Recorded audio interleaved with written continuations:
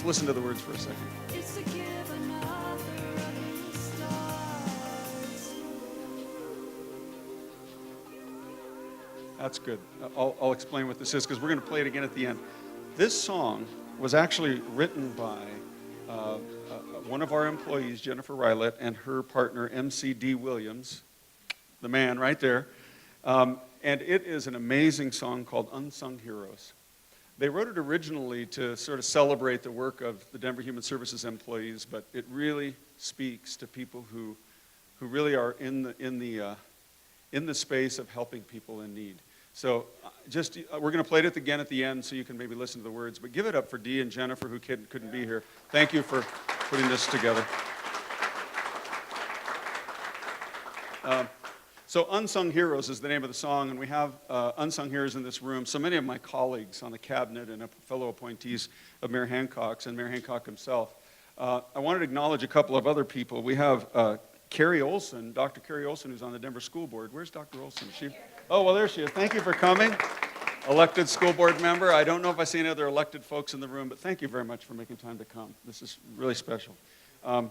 And then, of course, I've got to thank the host, Denver Public Library. You know, this is the building and the space where the President of the United States and a bunch of world leaders met many years ago. So really appreciate Michelle. She's going to be speaking, but where's Michelle? Thank you so much for being our hostess. We really appreciate it. Thank you. Thank you.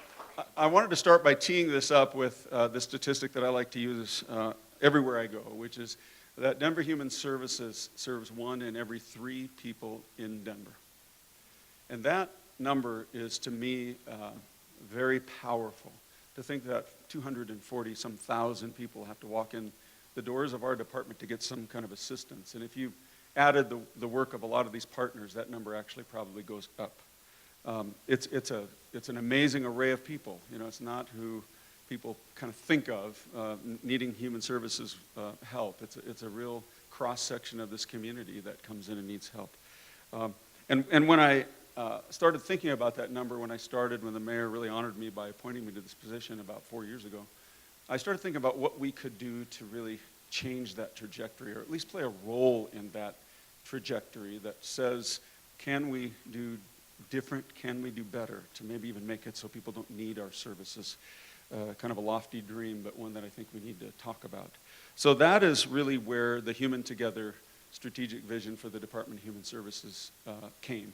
And we've spent the last couple of years just really investing in thought about what this would look like, talking to our partners about how they might help, critically talking to our employees to make sure that they understood their role in that kind of a vision. And out of that came this vision. And I want to tell you what the 5 goal areas are. We want to create initiatives that ensure equity and accessibility to everyone, so everyone has access to a healthy, quality life. We want to support safety and wellness for the whole community, increase connectivity with our clients and our partners, help people build economic resilience for their lifespan, no matter where they are today, and support and strengthen our workforce that really has to put this into play. We talked to just hundreds of staff members, really had the words mean something to them, and came up with this vision. And now the work really begins. We are doing some of this work now.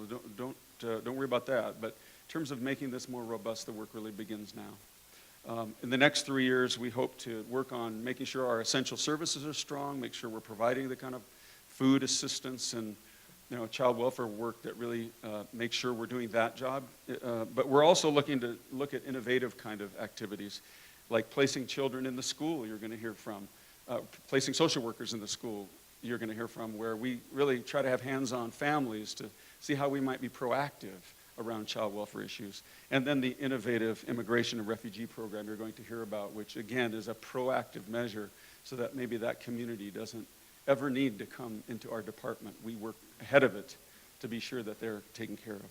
And with that, I really am honored to introduce our wonderful mayor, who has been a stalwart supporter of our work from day one. And he's going to talk a little more about that special initiative, and really want you all to please join me in welcoming and thanking Mayor Michael Hancock. Thank you all. And thank you, Don, for your tremendous vision and leadership on this initiative and really the juxtaposition of Denver Human Services. I think one of the most phenomenal departments and full of people, employees who are every day working to really stand in the gap for our most vulnerable in the city of Denver. You know, every morning we wake up, we are constantly working to preserve the diversity, culture, and character of the Mile High City, this great place that we call home. And that means ensuring that every Denverite has the opportunity to make a home, a job, and build a future.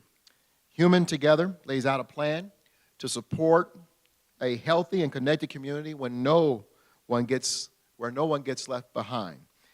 With this, Denver Human Services is aiming to better understand why people are needing services in the first place.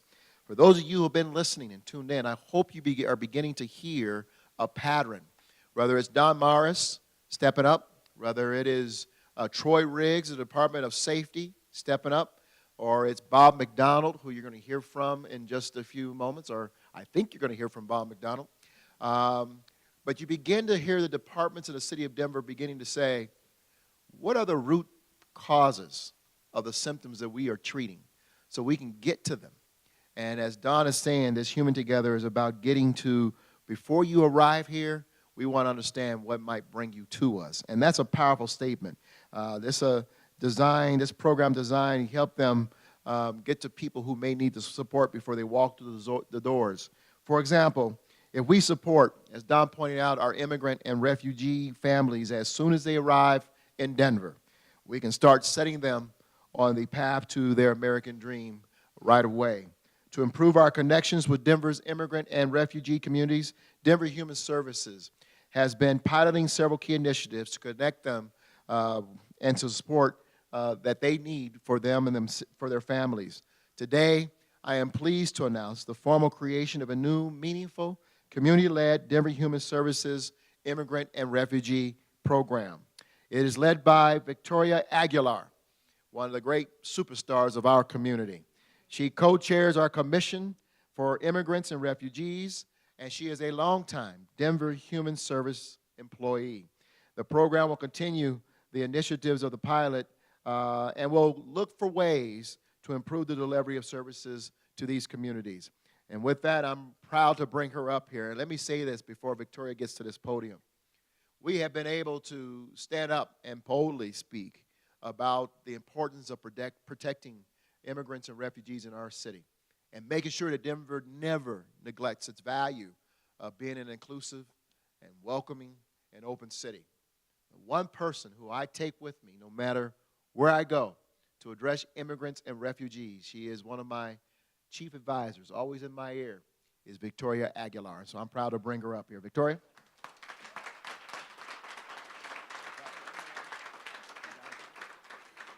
Hello, everybody. Thank you for being here today, Mayor. Thank you so much for always championing our initiative to make sure that Denver is welcoming, that it's safe. Thank you to Don, to all of the leadership at Denver Human Services. I see them behind me, Katie, Todd, Joe, Dana. Thank you so much for recognizing the need in the community and valuing, honoring the voice of our immigrant and refugee community is really what we're doing here today. So as I stand here today, launching our new programs for immigrants and refugees, I may be standing here as somebody's coworker. I may be standing here as a community connector for some. For some in the audience, I might be an advocate for language access. But most importantly, I'm standing here as a proud daughter of an immigrant. An immigrant who came to Denver. Yeah. Most definitely. An immigrant who came to this great city 40 years ago. He came with the clothes that he had on and a backpack full of hope, full of dreams, full of determination to create a better life for his future generations. And that's me. I'm here today. A true testament that investing into our immigrant and refugee communities really does add value to our city. So, we know that Denver is home to a thriving community of immigrants and refugees. We know that immigrants contribute to the culture and weave into the greatness of our city. Whether it's Our new programs with Denver Public Schools, preparing families in case of emergencies, whether it's Denver Human Services being the very first plaza hub for the Denver Public Library New American program, our programs at Denver Human Services honor the voice of our community. They solidify our commitment to make sure that immigrants in Denver are successfully integrating to continue to make this city a better place for all of us. Thank you very much for joining us.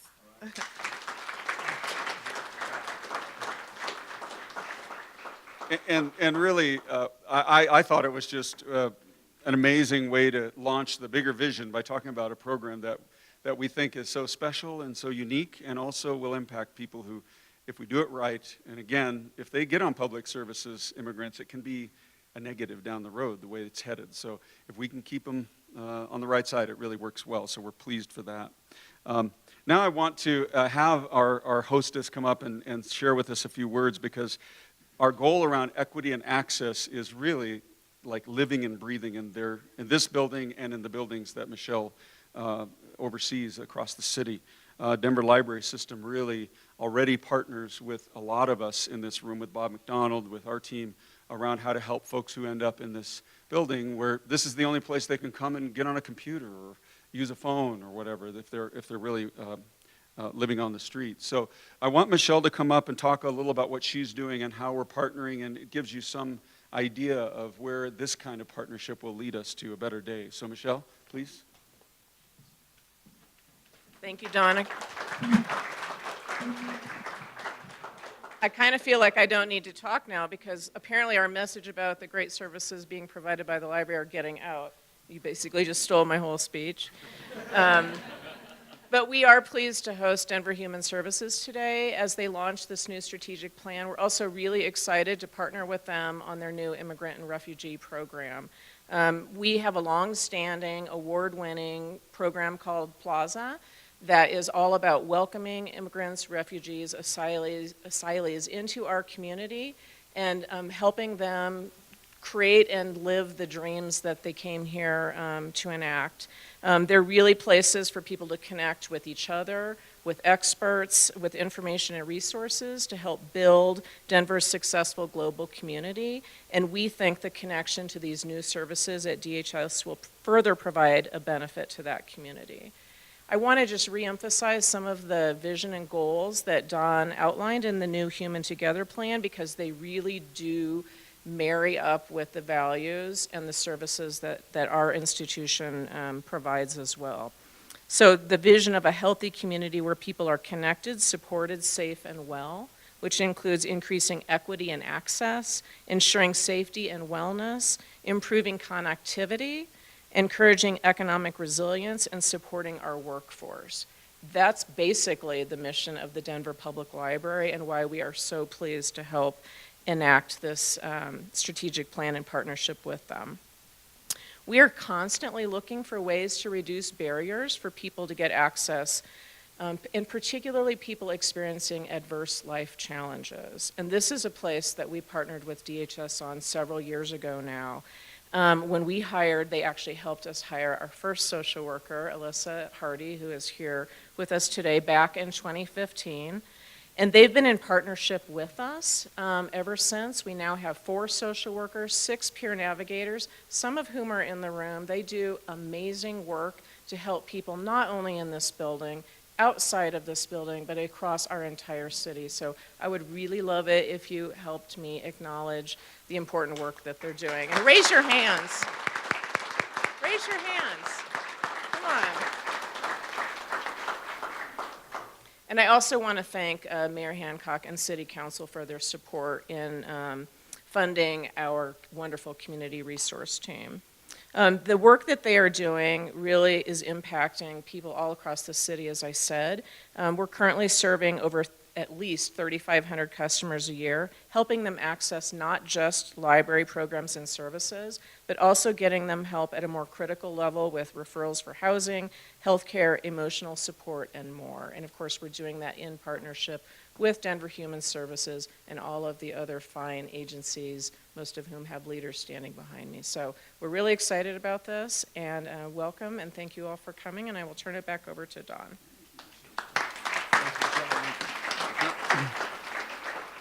I had a little bit of a flashback when Michelle and the mayor were talking. You know, when the mayor asked me to come back to the city in the first place, it was to work on this behavioral health strategies effort. And I remember him really talking about, and in fact kind of lamenting, that the city needed to do more for people and really try to be in that space of, you know, prevention and upstream. So, you know, Mayor, I really appreciate you commenting how Bob's department, how Troy Riggs at Safety, we're all in on this idea that we can collaborate in a bigger way to be upstream. So I think it's really coming to fruition.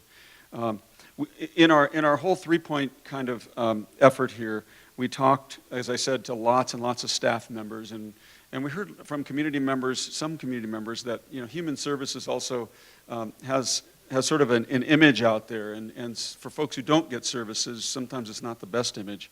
But as we look at how we're starting to message our work, we're launching a new messaging tool called #BeHuman.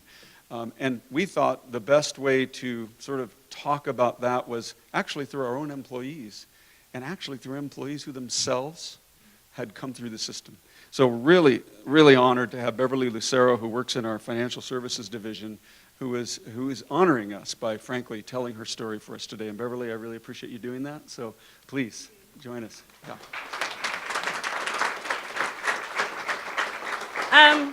Thanks, everyone. I'm really excited about today, and I'm very proud to stand before each of you as proof that anyone can find themselves in need of help to get on track with life. It takes a lot for a person to be brave enough to ask for help, and the reaction from the other side makes a difference. 37 years ago, I was a teen mom who was scared, confused, ashamed, and unsure of what I was going to do to provide for my baby. I was lucky to have my siblings who provided me the encouragement to walk into a human services office and apply for any services I was eligible for. This included cash assistance, food stamps, medical benefits, daycare, and housing. They saw the potential in me and did not give up on me. Through these programs that were available and the staff who worked in human services, I was encouraged to pursue an office secretary certificate. Through workforce development, I was given gas vouchers to pay for my gas. They paid for my schooling and daycare for my kids, while I learned clerical skills to help become self-sufficient. I could not have done it alone. Without the encouragement of family and human services staff, I am not sure where me or my children would have ended up. Within a few years, I got a job in human services as a clerk typist and have made human services my career for over 30 years. During this time, I was able to pursue my bachelor's degree, buy a house, and now I look back and see what I have accomplished through hard work, determination, and belief that myself and my children deserve better. I take pride in what I have accomplished, and I strive to help people recognize the important work we do here at DHS, because at any point in time, any one of us could find ourselves or our loved ones in need of help. My road was not easy, and yes, I made mistakes along the way, but to have people who truly care about you and are not judgmental or where you came from makes all the difference. That is part of being human. That is part of accepting each other for who we are and helping lift each other up in times of need. Over these years, I had my own unsung heroes. When I was struggling, people quietly helped me get through another day. They bought me used clothes for myself and my kids.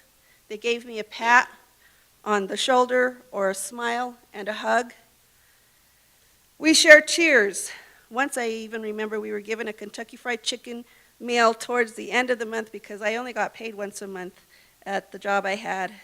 That day was even a greater bonus when I got a banana cream pie along with that. That pie never tasted so good. Those moments are what matter. My coworkers gave me words of encouragement, wrote letters of recommendation, and helped me believe in myself. All of these actions, no matter how big or small, have made me who I am today. The impact of every interaction makes a world of difference to a person who quietly is struggling. It can make or break a person. What motivates me to come to work every day is knowing there are fellow employees who care and help someone see the positive in themselves. There are people in the agency who understand and are here to help. I am happy to share my story to help others that are experiencing similar circumstances that I have gone through. It wasn't easy being a single parent, but the result was worth it, and I hope that through my words today, I make a difference, at least in someone's life, in a positive way. Together, we have got this. Thank you. Thank you. Wow. Me too. Speaking of together, we've got this. One of our, we're just surrounded by wonderful partners in this room. I see from all over people we work with. One of our closest partnerships is with Denver Public Schools in so many ways. And we put together several years ago a special program where we actually have social workers in the schools, in schools to allow teachers, parents to approach our folks who are expert in the area of child welfare without being under the umbrella of an investigation. It's just a way that we can help teachers and help parents. We're so lucky to have Susana Cordova here, our new superintendent, to talk about that partnership, because this is a partnership that, unlike a lot of others, really there's so much opportunity in this area. We're excited about the future. But Susana, if you would please, we'd love to hear your thoughts. Thank you. Thanks, Don. So we are so thankful for the partnership that we have with Denver Human Services. And over the past 2 years, the school-based social workers from Denver Human Services who work in our schools truly have become part of the DPS family. They collaborate with our teachers. They work to give guidance, resources, and supports when concerns come up about our students. They participate in school events, and they help us find resources that benefit our schools, and so we're so lucky. One school in particular where the program has been particularly impactful is Place Bridge Academy. Our wonderful principal, Brenda Kazin, is here, along with some of our students. And I really want to recognize Jaleesa Torres, who is our DHS social worker at Place Bridge Academy. She's truly, truly one of us. Our teachers and staff know and trust Jaleesa. So when we heard about this event, our principal at Place Bridge and Jaleesa worked with our students to come up with a very special project. The kids often have a unique perspective on the challenges that we face in life. So we've asked some of our students from Place Bridge to come here and share with us their take on what it means to be connected, to be supported, to be safe, and to be well. And we also have some great artwork from students at Place Bridge School lining the walls here that are examples from our first graders on that very same theme. But I'm so proud to be able to present our Place Bridge Academy students who will be giving their perspectives. So join me in welcoming the following students: Rowena, Emmy Ramos Oviedo, Irene Varobi, Salma Youssef, and Grace Yost. Please join me in welcoming them forward.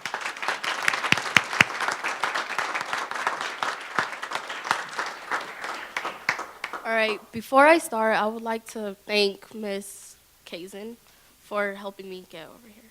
And I'm going to talk about Place Bridge. Place Bridge is a school where students from all over the world feel they belong in the school. Having support from many teachers at Place Bridge creates a safe environment for many of the students because they know they have someone to trust and vent to. Also, having to see that diversity, students can say, wow, I really belong here, or this is really my place. As part of Student Council, we are working towards helping students find their place in this school. Thank you.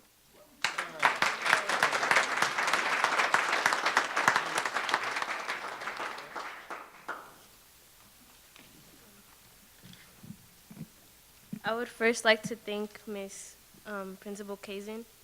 And being safe means to be comfortable in a place that is meant to protect you. It is a place where your race, sexual orientation, or social class isn't supposed to matter. A place where you can speak up for what standards you believe in and where you don't have to worry about school shootings, family problems, or social media problems because teachers, administrators, and deans put their life on the line for your safety. Being safe is in a place where people want you to express who you are and who you're planning to be, because being safe is not just about protecting, but it's also about support. Thank you.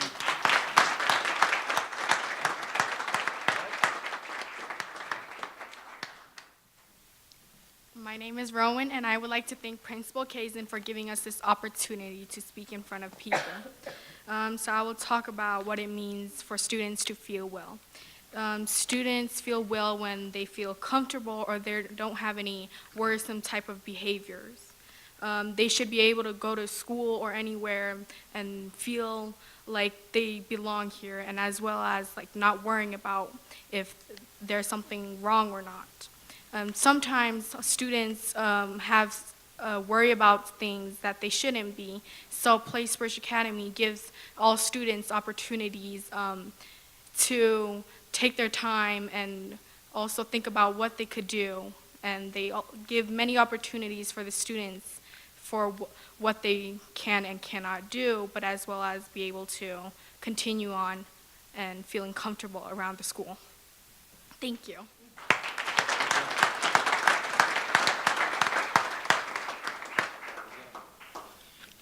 Hello, my name is Salma, and I'll be talking about what it means to be connected.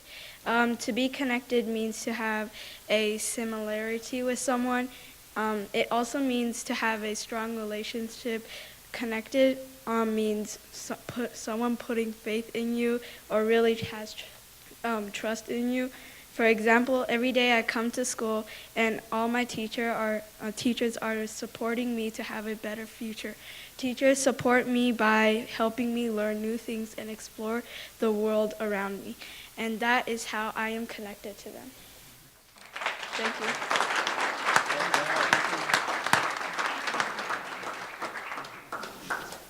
I'm going to answer what, in my opinion, it means to be supported.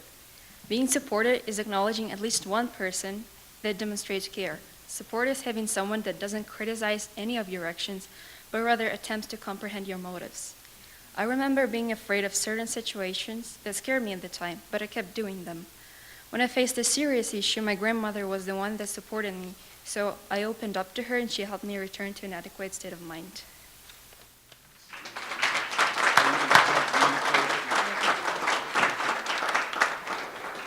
Well, I'm going to tell you what it means to have a bright future, and that's the bright future. Good for you guys. Thank you. Oh, my goodness.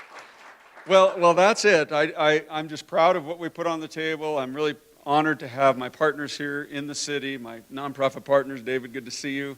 This is just an amazing launch. We have an amazing future. So as we develop this, look for more exciting announcements about programs like our Immigrant and Refugee program and others. And thank you for coming. And I'm going to ask before we get to questions, if you guys could get ready to tee up that music again, because I do want you just for a couple of minutes to listen a little bit more to Jennifer and to our wonderful, her partner in crime over here, who was just great on this. So with that, that's our, any questions anybody has before we get to the music?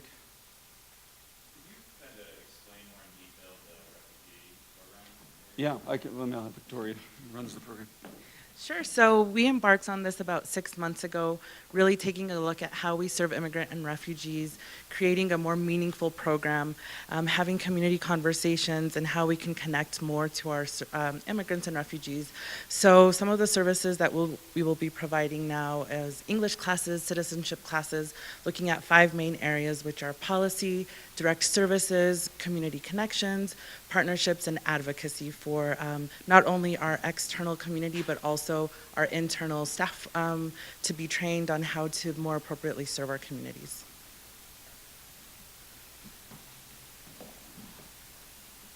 All right, well, if you don't mind teeing up the music, we'll listen to a few bars before we get to greeting each other again. But